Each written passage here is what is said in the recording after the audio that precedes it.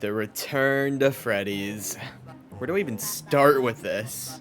This fan game is probably the most infamous in the FNaF fandom, and for good reason. The first game is riddled with assets stolen from several people, and the second has some of the worst voice acting that I have ever heard. Hello? Hello? Oh, hey. That's not to say it's all bad, though. Okay, maybe it's all bad. There were almost no redeeming qualities about the Return to Freddy's. That is, until Luminance stepped in and decided to give the Return to Freddy's a second chance at life.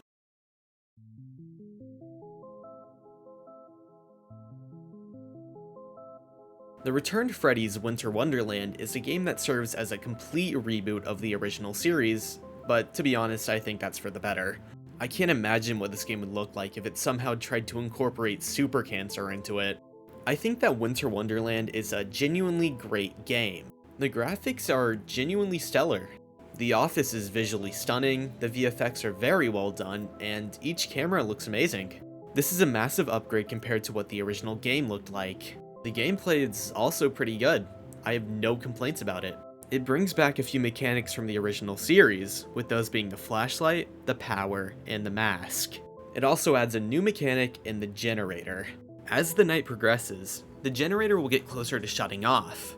You'll need to listen for an alarm sound and then go to the camera with the generator and reset it. The animatronics in this game work remarkably similar to how they do in FNaF 2. Freddy, Bonnie, and Chica all work exactly the same. They go away when you put your mask on. Foxy also works the exact same as he does in the second game. Just shine your flashlight on him when he appears in the halls and he'll go away. And for the puppet, just keep the music box wound up the entire time. One of the new characters, Sugar, works as a sort of blend between the original cast. Sugar has two locations that she can appear, the office and the hallway. If she's in the hallway, just shine your headlight onto her like Foxy. If she's in your office though, just put your mask on until she goes away. The second new character, Doug, works very differently compared to all the others. Doug will sit on camera 1C until he moves, and when he does move, make sure to check your left and right hallways. If he's on either of those hallways, then hover over the blue button on your cameras to send him back. Night 1 and 2 play as your typical sit and survive FNaF game, and both of these are relatively easy. Just keep watch on the puppet and Doug and you'll do fine. After each night though, there will be an open world minigame that tells the game's story. However, there's also minigames within the minigame.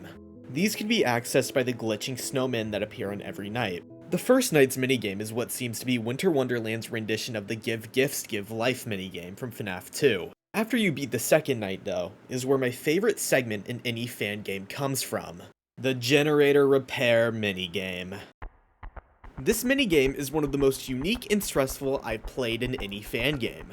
Your main objective is to repair a generator while also managing Freddy, who slowly creeps closer while you work on it. You can slow him down with your flashlight, but from my experience, there's no way to make him go back. If he moves forward at all, he just stays there. The music in this segment is also amazing. It adds so much pressure to the already stressful minigame. This is one of the few times that a FNaF fan game has genuinely scared me. Anyways, the Secret Night 2 minigame has us playing as our good buddy Gron. He is wandering around the pizzeria following the puppet, until he comes across Lockjaw. And then the purple guy walks in. Sound familiar? Night 3 has a pizzeria escape minigame that's pretty simple. Avoid the animatronics, find the key, and get out. I just want to mention how amazing the sprites in this minigame are though. Massive props to the art team. There's actually two minigames on Night 4, but one of them is the exact same as the Night 2 one for some reason. I really don't know why.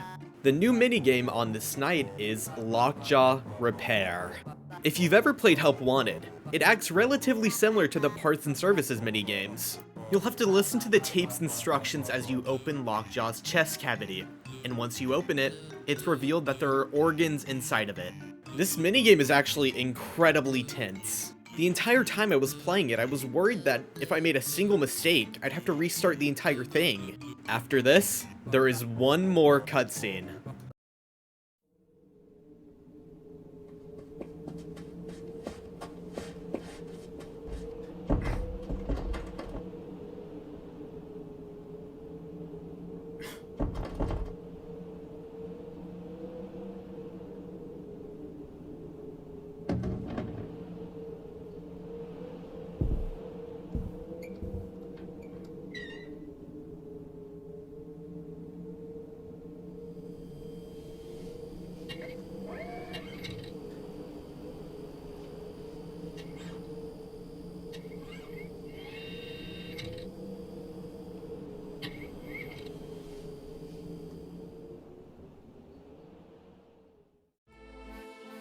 Our protagonist is once again stuck inside the pizzeria. There's 4 animatronics active on this night, with one of them being the puppet. The other 3, though, are entirely new. The new animatronics are Fredbear, Spring Bonnie, and Shadow Lockjaw.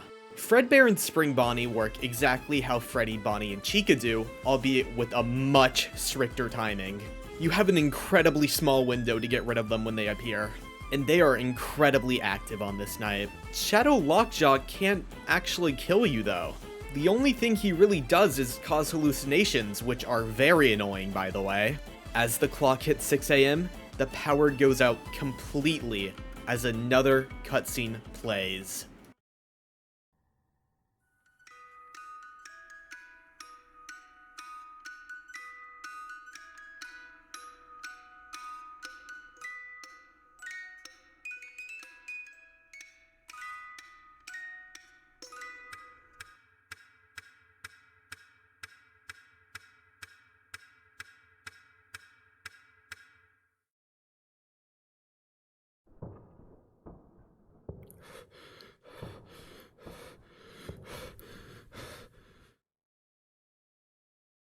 After you beat the game, there's an additional mode called Classic Mode. Classic Mode reverts all of the assets in the game into the original The Return to Freddy's 2 assets. The mechanics stay relatively the same aside from Shadow Lockjaw and Golden Freddy. These two are basically Golden Freddy and FNaF 2. I think this is a pretty cool callback, but there's not really much else for me to say about this game mode. That is, aside from, this is what we could have had if Tyler locked the fuck in.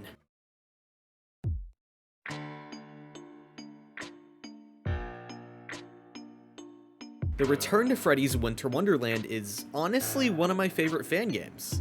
It's such a perfect remake of such a bad game. It's easily the best comeback I've seen any fan game have. On my tier list, this is easily an S tier. And that's all I really have to say about this game, so I'll see you next time. Subscribe.